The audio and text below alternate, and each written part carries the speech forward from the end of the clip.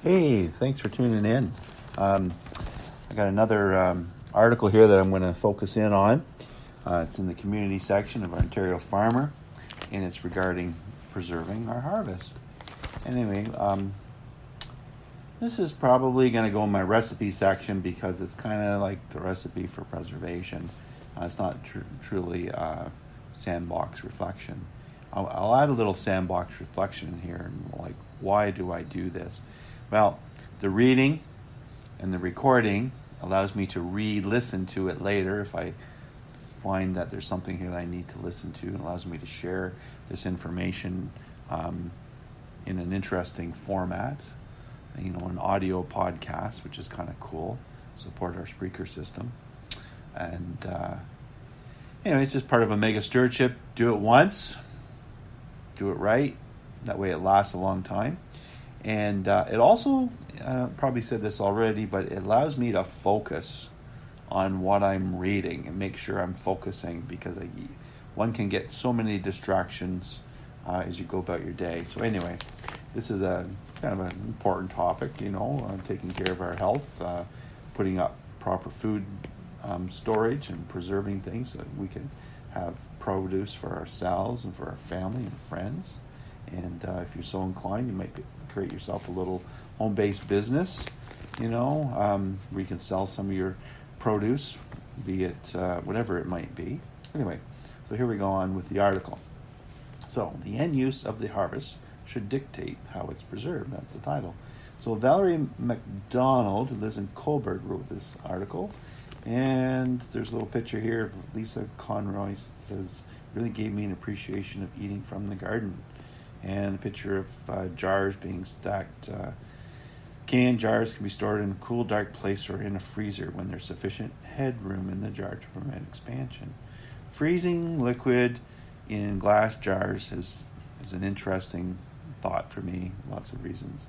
I'll go into another podcast. Anyway, on with the article. So, keep in mind the end use of the foods you are processing from your gardens and orchards before deciding on the appropriate method of preserving, advises Lisa Conroy, the educator at Ignatius Farm near Guelph.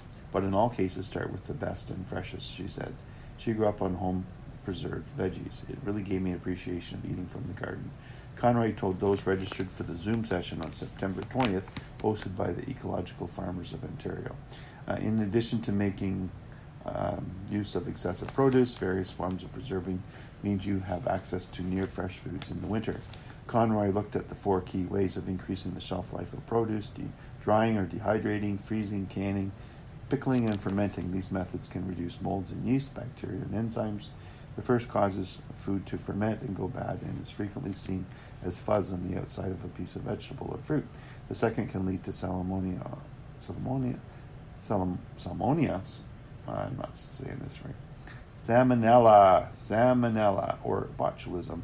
And the final one, enzymes, adversely impacts vegetables and fruits by breaking them down. Preserving vegetables dates back to the time of hunters and gatherers who smoked, salted, and dried food to eat later. The ancient Egyptians used oil and drying, and then in the late 1800s, the concepts of using a vacuum seal created by heating was added to the preserving repertoire. Before starting any method, however, it starts with a clean, dry produce and a clean, sterilized work area. Be well versed about the needs of the recipe, gather together equipment you will need, and give yourself lots of time. For beginners, start with small batches. Conroy also said the method closest in texture and color to eating fresh is by freezing. She said it works as if you have enough freezer room and don't object to paying electrical cost. Most veggies should be blanched first, but in recent years there's been debate related to this. For example, when it comes to tomatoes, likely because of the different kinds coming on the market, you can purchase litmus paper and test acidity. Conroy said she doesn't do anything but wash spinach or kale, then remove anything untoward and put it in a Ziploc bag, using a straw to suck out the air before freezing. Fresh frozen produce should be used in 6 months to a year. When blanching before freezing, put the items in boiling water for a designated time per vegetable type, then directly into an ice bath to cool.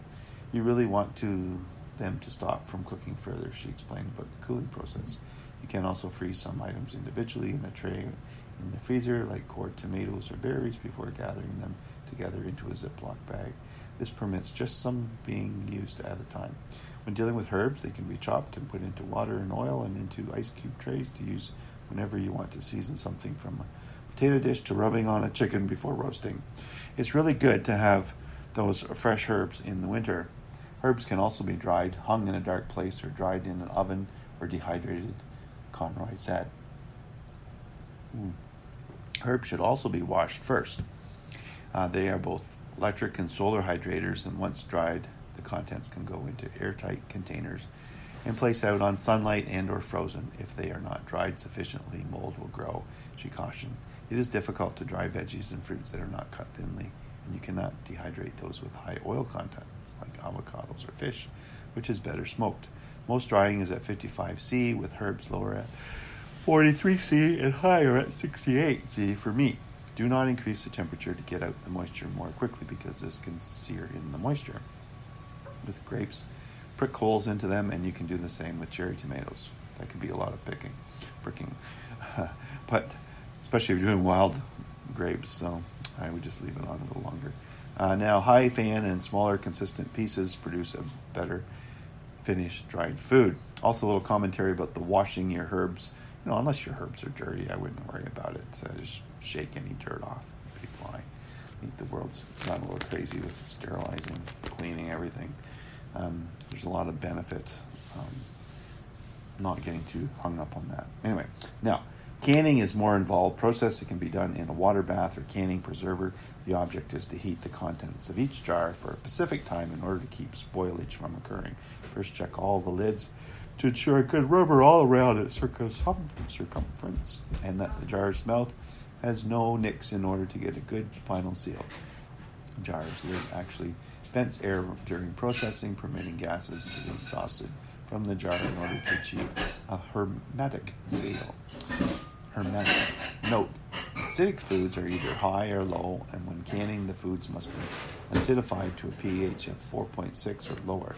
This can be achieved by using citric acid, vinegar, or lemon juice. Here are key steps to canning after preparing the food and brine juice that will go into the jars. Sterilize the jars in boiling water or in the oven at 200 degrees Fahrenheit for 20 minutes. Sterilize the lids in a low simmer in a pot of boiling water.